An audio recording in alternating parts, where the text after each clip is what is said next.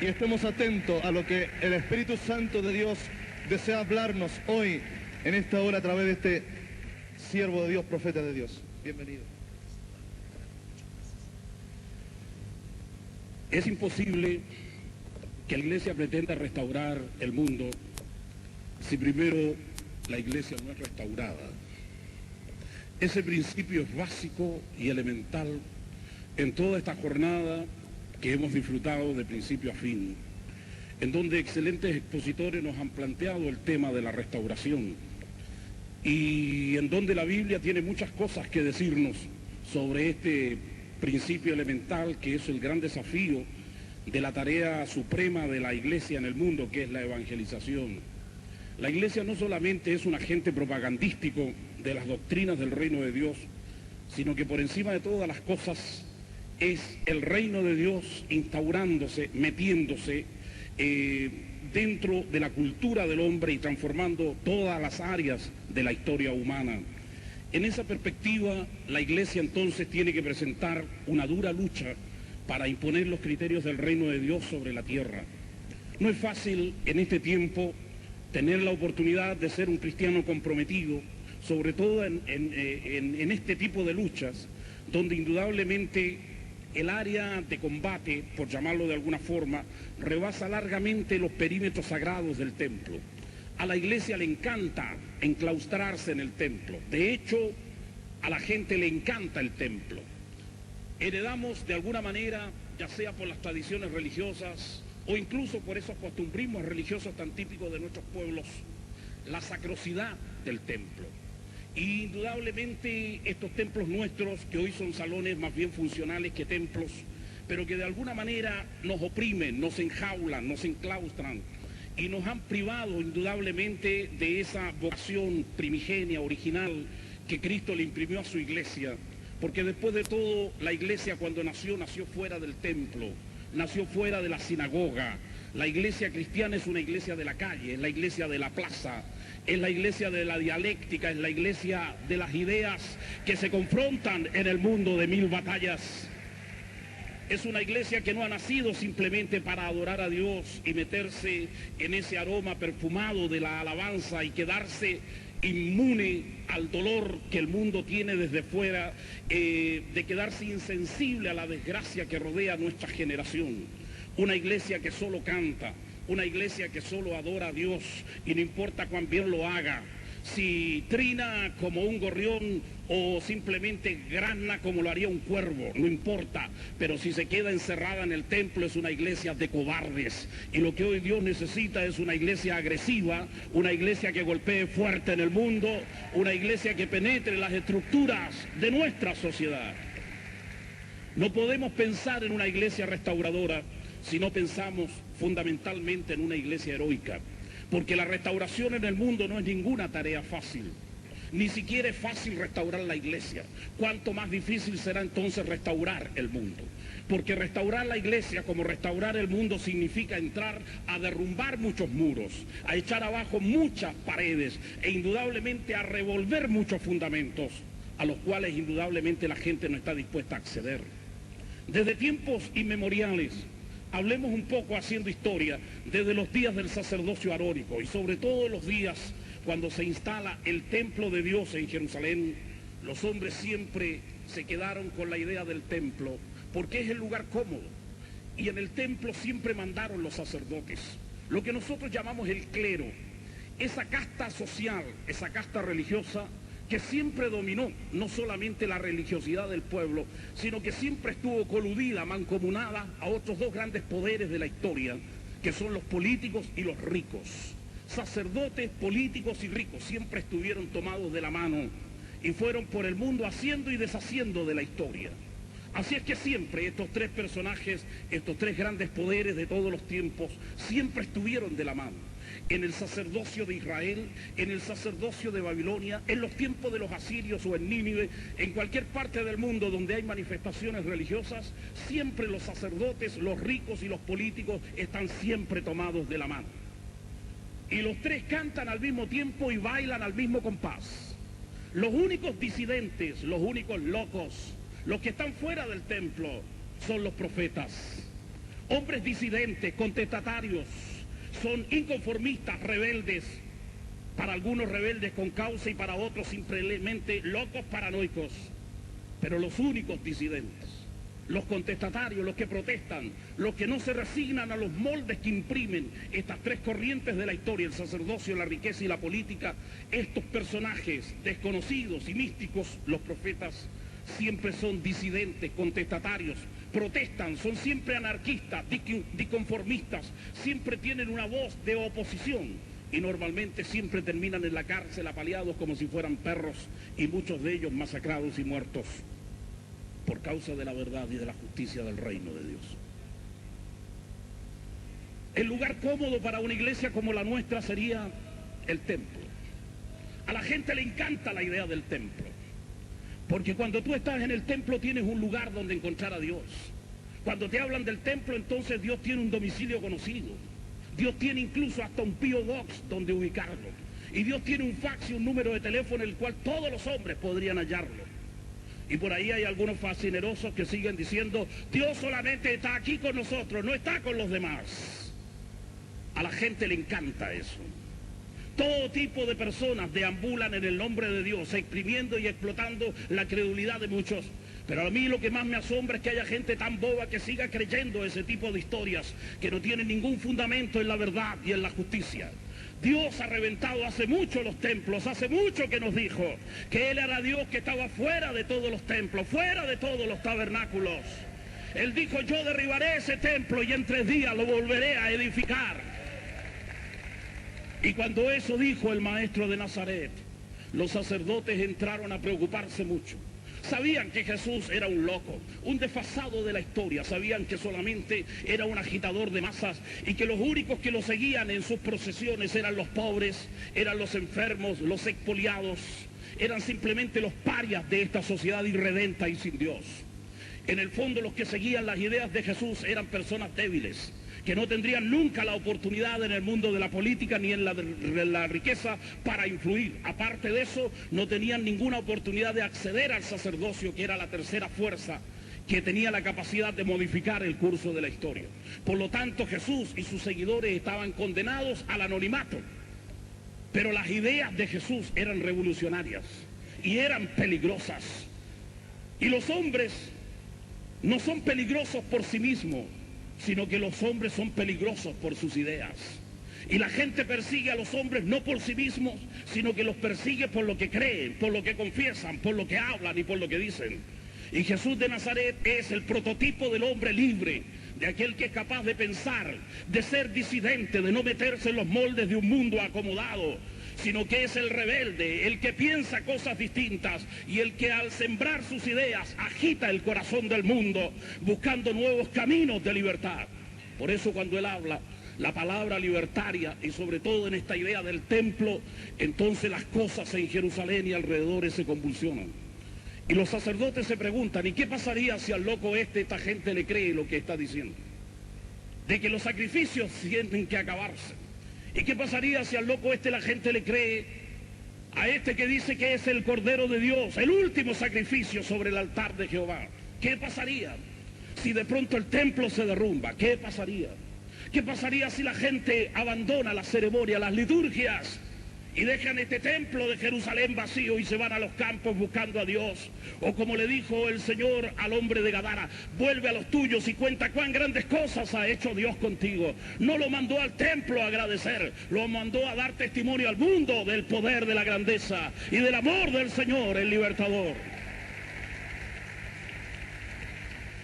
Pero ocurre entonces que el sacerdote se queda sin empleo, claro. Y ese es el problema. ¿Cómo el sacerdote va a quedar sin laburo? ¿Cómo va a quedar sin trabajo? ¿Cómo un sacerdote va a quedar cesante? Antes que eso, la muerte, dicen. Y entonces desde Caifás, Anás, hasta el último de los sacerdotes planean la muerte de Jesús de Nazaret, porque sus palabras son incómodas hasta el suplicio. La restauración tiene un alto precio, amigos míos.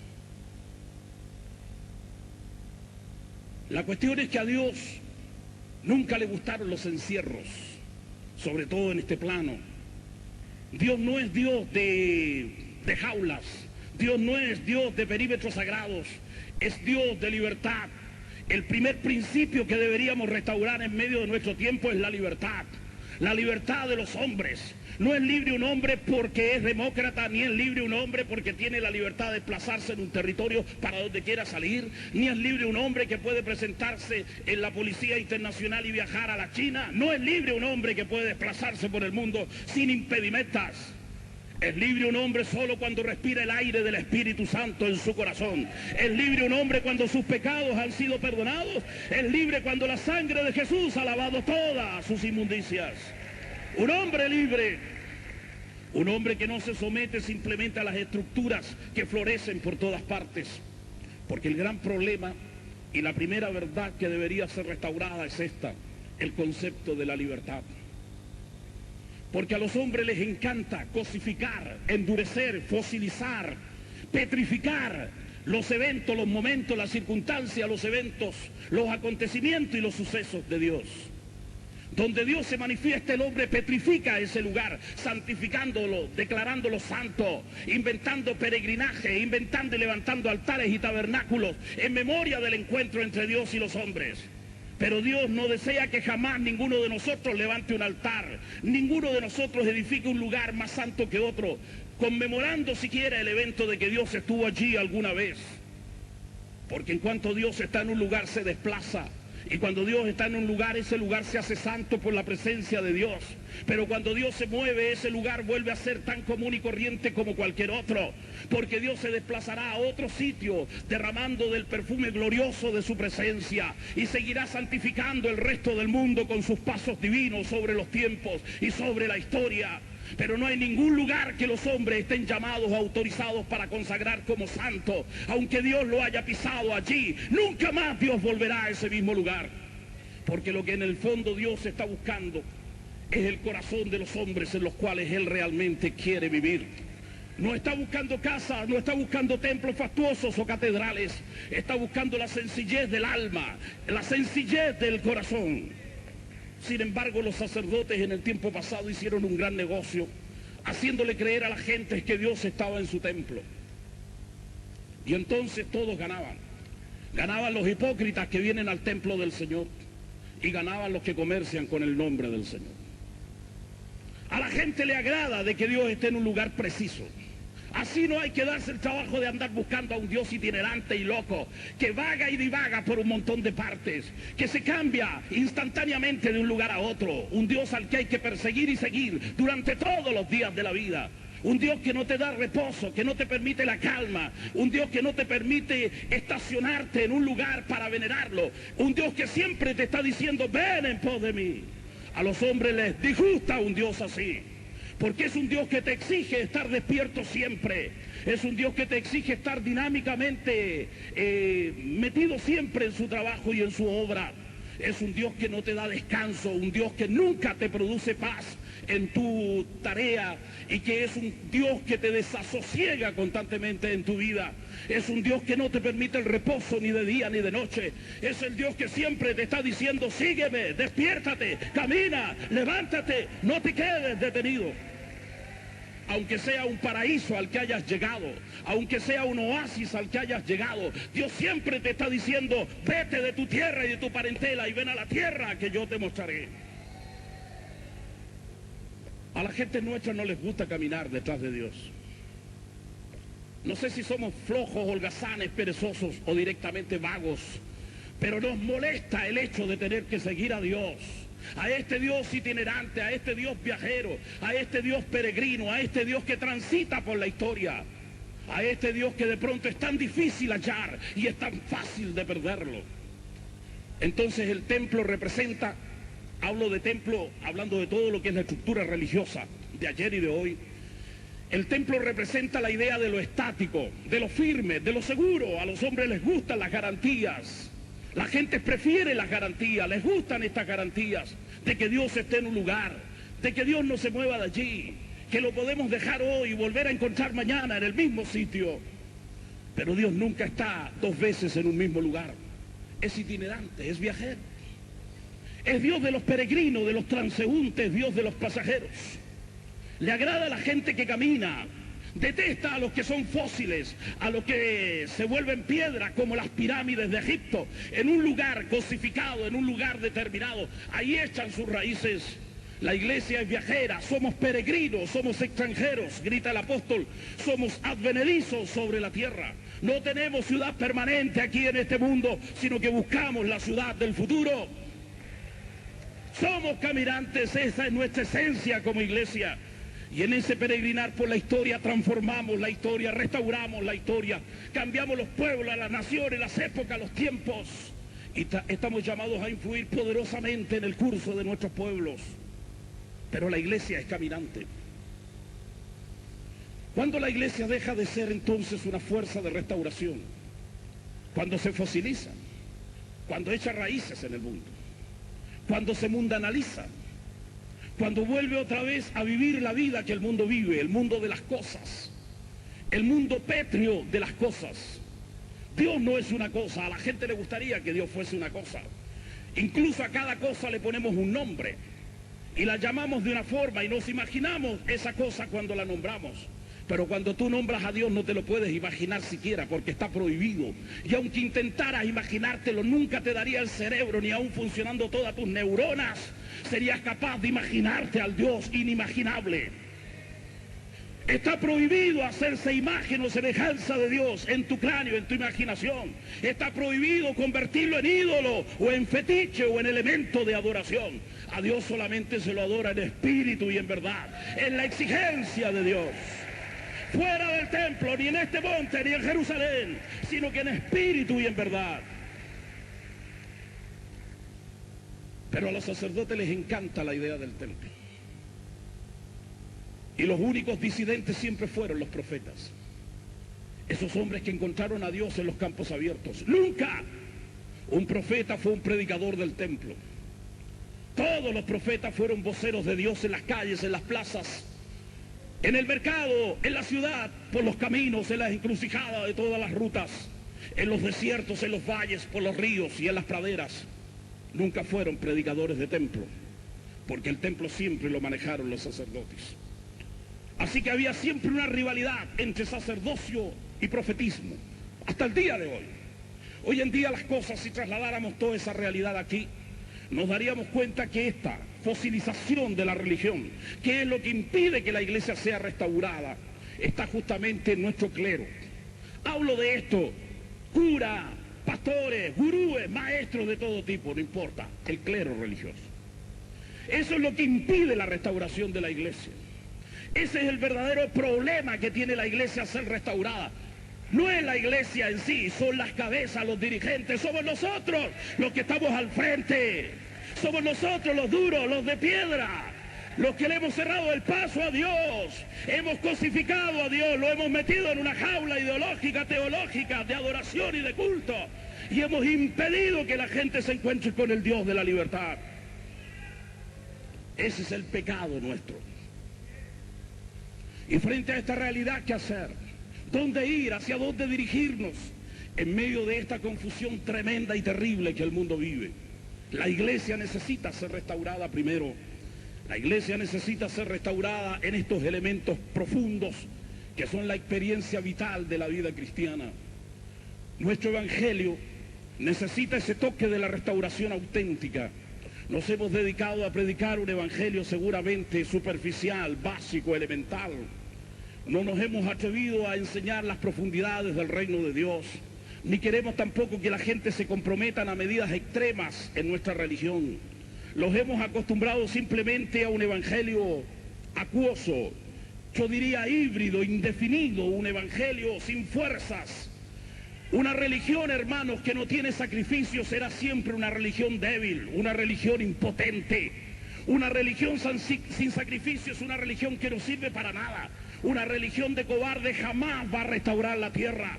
La única fuerza religiosa, el único poder religioso, la única ideología gloriosa que puede transformar el mundo es un camino sacrificial. Porque después de todo el Hijo de Dios vino a la tierra a producir el más grande de todos los sacrificios. Aquí está el Cordero de Dios, grita el Bautista. Aquí está el Cordero de Dios que quita el pecado del mundo. no era un cordero para ser exhibido en una exposición de animales. Era un cordero para estar dispuesto a ser sacrificado en el altar de la vida. El Cordero de Dios, que fue masacrado, que fue herido, que fue partido, que fue hecho pedazos por el pecado del mundo, por ti, por mí, por todos. Sacrificio puro. Hoy en día el Evangelio, como muchas religiones, carece de sacrificio. Y la gente nuestra se han conformado simplemente con ser seguidores de una religión dominical. Así nos quedamos. Como los llama un amigo mío, los turistas del Calvario, que van cada domingo a mirar la cruz desde lejos, pero nunca tienen el valor de morir sobre ella alguna vez en sus miserables vidas. Nos hemos vuelto conformistas. Hemos perdido la fuerza, la autoridad, el poder, porque hemos sido una iglesia de cobardes. Hasta nuestra música nos ha feminizado en este tiempo. Hasta nuestro grito de júbilo es un grito afeminado. Me parece más valeroso, más de hombre el grito de Tarzán que nuestro grito de triunfo. No basta tener bigotes y pantalones. Dios hoy necesita hombres de verdad. Dios está buscando un macho. Realmente un hombre que tenga hormonas de hombre, que tenga testosterona absolutamente pura para servir en el reino de Dios. Pero nos hemos llenado de cobardes, de gentes mediocres, de personas que creen que ir al Evangelio es simplemente una acción carnavalesca. Esa es la idea que mucha gente se han formado de nuestra religión. ¡Pare de sufrir!, gritan por allí algunos. Y es lo que vende. ¿Quién no quiere parar de sufrir? Y entonces, ¿qué cosechamos? Solamente cobardes, afeminados, decrépitos, gente que vienen al Evangelio, lo único que aprenden es a reptar en cuatro patas como lagartijas. Lo que Dios necesita son soldados, son hombres nacidos en la hoguera de la verdad, hombres nacidos para luchar por el reino de Dios. La verdadera restauración solo la produce una iglesia de poder. Pero el Espíritu Santo nunca ha venido sobre el alma de los cobardes.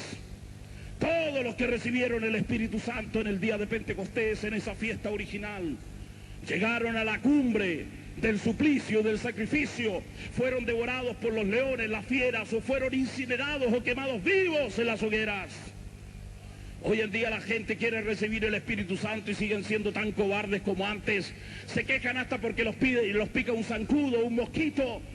Soldados de papel, soldados de manteca. Esta generación nuestra, que es una generación de plástico, nos ha infectado hasta nosotros. ¿Qué tipo de cristiano estamos produciendo en nuestra época? El típico cristiano de plástico, desechable, reciclable. Ese cristiano que te dura 1 año, 2 o 3 años los mejores, y después de eso viene el colapso, la crisis, el derrumbe, la destrucción absoluta de sus estructuras. Y entonces no tenemos perseverancia, no tenemos fuerza, no tenemos proyección, no tenemos historia, no tenemos futuro. Nos hemos quedado simplemente en esta renovación interminable de gente que están entrando por las puertas de nuestros salones y saliendo por la de atrás. Este es el tiempo de restaurar la iglesia, amigos. Y los hombres que vendrán a restaurar la iglesia son hombres locos. Lo más probable es que todo aquel que quiera restaurar la iglesia desde esta perspectiva lo saquen a las patadas de cualquier templo. Yo ya tengo experiencia en eso. De tal forma que no tengo ningún drama en hablar en esta ocasión tan solemne. Y le agradezco a mis amigos organizadores de este evento el hecho de habernos invitado. Pero quiero decirte que la tarea de los predicadores se hace dura cuando la palabra es disidente, cuando es contestataria, cuando es una palabra de protesta en el nombre de Dios. A los hombres les gusta la cosificación, volver pétreo, fósil, piedra, todos los eventos y todas las cosas. Nos gustaría que Dios fuese una cosa. Esa es la idea que te vende el sacerdote en su homilía. Esa es la idea que te venden los predicadores falsos en sus prédicas. Que Dios es una cosa. Que Dios está solamente para exprimirlo, para pedirle, para darte. Que Dios simplemente es la tierra que fluye leche y miel. Pero antes de llegar a esa tierra de gloria debes pasar el desierto y el mar rojo. Debes darle prueba a Dios que cree su palabra. No puedes venir a la tierra prometida si no cruzas el Jordán de la guerra primero. Hoy en día toda la gente quiere ir al cielo, pero son muy pocos los que quieren pasar por la cruz del Calvario. Todo el mundo quiere una corona sobre su cabeza, sin haber derramado una sola gota de sudor ni de sangre en la batalla del reino. Nos hemos llenado entonces de gente que solamente ansían el placer por el placer. Nuestra sociedad es una sociedad hedonista, es una sociedad de gozadores de la vida. Estamos llenos de sibaritas, de dolcevitos, de gente que solamente aman el placer. Y dentro de nuestras iglesias también es en la misma temática. Todo el mundo quiere ser feliz, nadie quiere sacrificarse, nadie quiere sacrificar su futuro, nadie quiere sacrificar ni sus finanzas, ni su mañana por causa del reino de Dios. Todo el mundo viene a nuestras iglesias a hacer un gran negocio con Dios. Y la gente le dice a Dios, Dios, te doy esto y tú tendrás que darme esto otro. Perfecto, los negocios llegan también al templo del Señor. Y como en todo la bolsa de comercio hace las transacciones, siempre hay grandes corredores bursátiles también dentro de nuestros templos.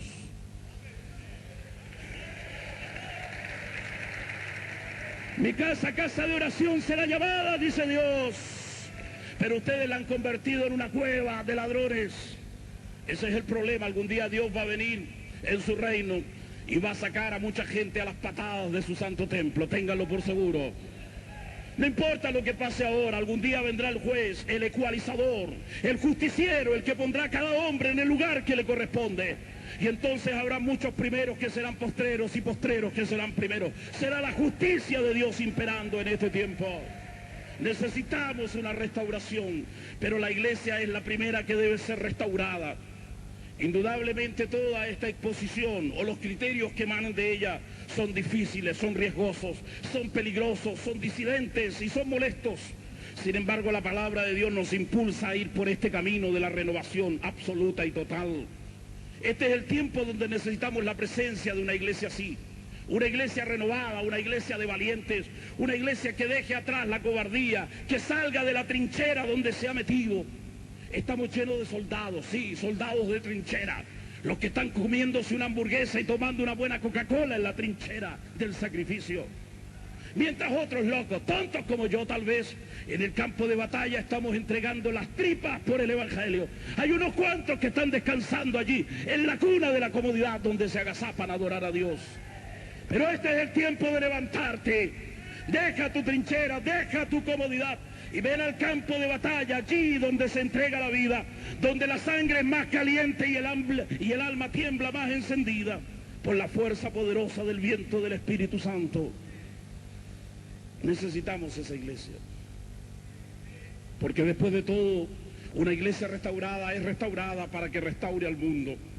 Yo miro mi mundo, miro mi generación, dominada por la violencia, dominada por la sexualización de la vida, dominada por el egoísmo terrible del dinero. Una sociedad a la que no le importan los valores del espíritu. Los hombres justos, los hombres buenos, los hombres piadosos son avasallados, son masacrados, como si les cayera encima un tropel de elefante cuando pasa encima de ellos. A la gente no le importa la santidad, no le importa la pureza, no le importa la honestidad de las gentes. Aquí triunfa el deshonesto, triunfa el corrupto, aquí triunfa el injusto, triunfa el malversador de fondos. En esta sociedad triunfa el ladrón, triunfa el asesino, triunfa el violento, triunfa el hombre rico, triunfa el político deshonesto y triunfa también el sacerdote corrupto. Los tres poderes, ahí están. Y los que quedan fuera son los locos, los que no tienen ningún peso que ganar en el templo del Señor, los que no tienen templos, los que han estado siempre fuera, los marginados, los locos, los paranoicos, aquellos a quienes la gente rechaza porque tienen demasiados sueños, los profetas, los disidentes, los que han encontrado a Dios como Moisés en la zarza que arde en los desiertos, el Dios de los profetas en los campos abiertos, porque Dios arde, pero no en los altares. Dios está ardiendo en la zarza del desierto y allí tendrán que ir los hombres que busquen su presencia. Pero la zarza no está en los templos, porque la zarza es un arbusto inservible, indecoroso. Es un arbusto que no tiene presencia, que no tiene aromas ni flores hermosas. La zarza simplemente es un arbusto horripilante, horroroso, pestilente. Nido de lagartijas simplemente.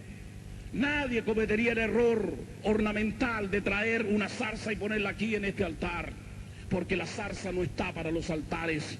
Sin embargo, en el desierto la zarza crece, y en ese lugar de humildad, en esa planta desechada, el Dios de la revelación ardía en la presencia de Moisés. Así es el Dios de los profetas, el loco Dios de Israel. Saca a Dios de tus liturgias, y no importa cuánto de su presencia sientas con tu liturgia, tienes que estar siempre dispuesto a cambiarla. Déjate llevar por el viento de Dios. Viento, espíritu, la misma palabra en el idioma original de las Sagradas Escrituras. Y el Espíritu de Dios flotaba sobre la faz de las aguas, o como dice el texto hebreo original, el viento de Dios caminaba sobre la faz del abismo. El viento de Dios, el soplido del Señor, el Espíritu de Jehová, libre, sin molde, sin templo, sin muro, sin cadena, sin barreras. Esta gloriosa presencia del Espíritu que nos está sacudiendo. Derramaré de mi Espíritu, dice el Señor, sobre toda carne. Hoy necesitamos la presencia de una iglesia así, en medio de un mundo dominado por la maldad, la corrupción, la sexualización, el poder del dinero y la fuerza de la violencia. Un mundo que se desangra en guerras terribles y espantosas. Una sociedad del aborto y del divorcio. Esta sociedad de criminales que nos impacta. Esta sociedad de asesinos. Esta América Latina nuestra que ha sido hecha a pedazos por el crimen y la corrupción de las drogas. Esta América nuestra que necesita a Cristo con tanta urgencia. Esta sociedad nuestra necesita ser restaurada. Esta sociedad nuestra que solamente piensa en el amor al dinero, en la fuerza del dinero. Esta sociedad que te dice, tanto tienes, tanto vales. Y la gente hoy no te pregunta de dónde obtienes tu dinero. No te preguntan si lo obtienes del tráfico de drogas o de armas. Ni te preguntan si es producto de la degeneración de una especie humana, no. No les importa de dónde sacas tu dinero, solamente lo importante es que lo tengas. Y entonces te respetan, y entonces te llaman Señor, y entonces esta gente te escucha, porque solamente esta sociedad responde a las fuerzas del dinero y de la violencia. ¿Dónde aparecerá una iglesia como la nuestra? Una iglesia silenciosa. Esta iglesia nuestra que tiene miedo hasta de matar una mosca. ¿Dónde aparecerá esta iglesia nuestra? Esta iglesia silenciosa, acobardada. Esta iglesia del silencio. ¿Cómo podrá imponerse en una sociedad aberrante de criminales, de corruptos como la nuestra? ¿Cómo podrá imponerse una iglesia silenciosa como la que tenemos? Este es el tiempo de ser agresivos. Nunca esperes que alguien te golpee. Tú tienes que golpear primero con la fuerza de la verdad de Dios. Tienes que atreverte a luchar. No tengas miedo. El hombre santo que Dios está buscando es sobre todo un hombre violento. Ese es el problema. ¿Cómo lograr que los santos sean violentos? El Evangelio es violencia, amigos míos. Jesús de Nazaret nació y cientos y miles de niños fueron asesinados por causa de él. A Jesús lo mataron, 33 años de edad, y estaba ya colgando en un tosco madero en la cumbre de un calvario. Si hubiera solo predicado amor y paz, hubiera vivido y hubiera muerto de viejo, así es que moría de viejo. Pero tuvo malas ideas, tuvo ideas de profeta. Si hubiera predicado lo que gritaron los sacerdotes, lo hubieran entronizado como a un gran Moisés. Pero Jesús se juega la vida por el profetismo más que por el sacerdocio. Y entonces es disidente, es contestatario, es protestatario. Es el hombre insoportable, nunca vivió sobre la historia un hombre más insoportable que Jesús de Nazaret. Y por eso lo mataron. Y si el mensaje que él predicó no hubiera sido violento, ninguno de sus discípulos hubiera sido asesinado como pasó con ellos. A todos los mataron.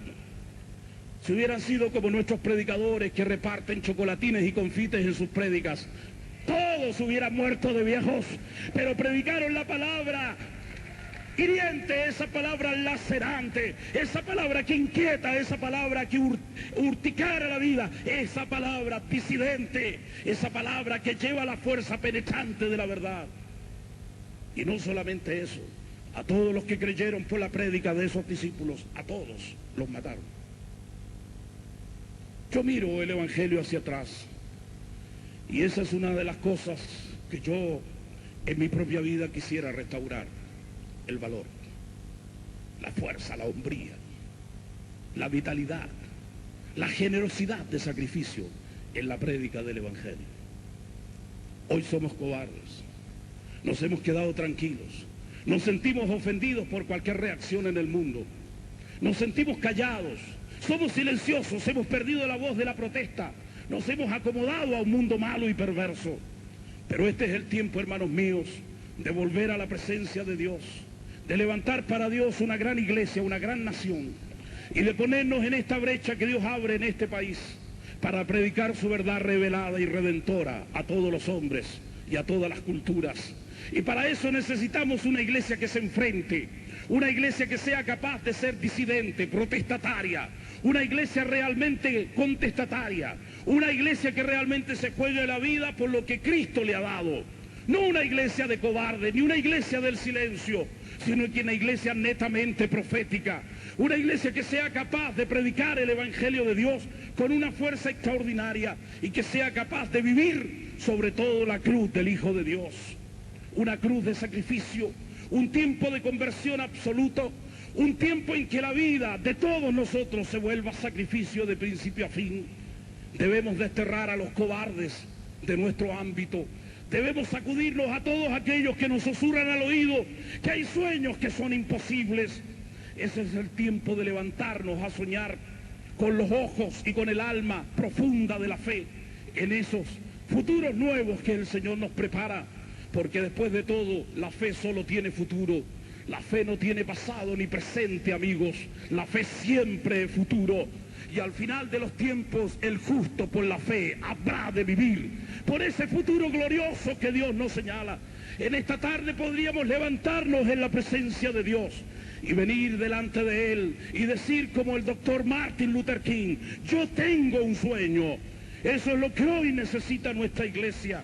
En un congreso como este, que sueña con la restauración, año 1998, tiempo de restauración, tiempo de cambio, tiempo de una nueva sociedad. Este es el tiempo de soñar con una nueva América, soñar con un nuevo país, soñar con un nuevo Chile, una nueva iglesia, y tener el valor trascendente y glorioso de luchar para hacerlo realidad. Simplemente terminando ya, me pregunto qué tipo de evangelio es el que debemos predicar.